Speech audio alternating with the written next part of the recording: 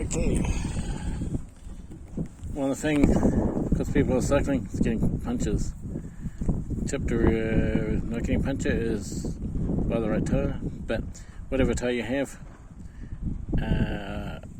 use a floor pump and use the floor pump to pump it up to appropriate pressure with a gauge.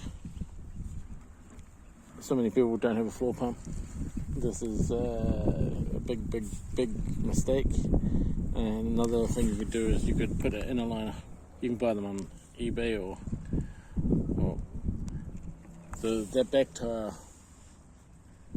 This front tire was originally I had on the back and I was getting punctures. So I put an inner liner and it worked, and that started out pretty puncture resistant.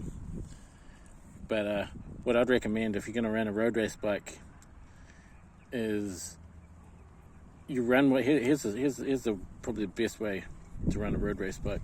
Is the key to dealing with punctures is not to get them in the first place, and if you do get them, simplicity, repetition. There's so many gimmicky ideas in cycling, gimmicky ideas of how not to get a puncture, like running tubeless or sealant or something like that. I'd be like, don't worry about that. What I would recommend, let's say you're running a road race bike, which here's an example. I had a GP 4000 tires.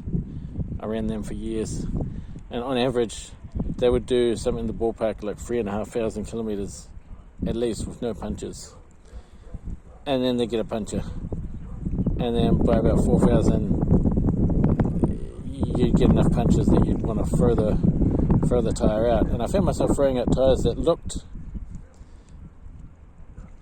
perfectly good. And so one year I decided that I was going to run the tire until it was destroyed. And I had a tire, and I got punctures on occasion. But every time you get a puncture, it costs you money.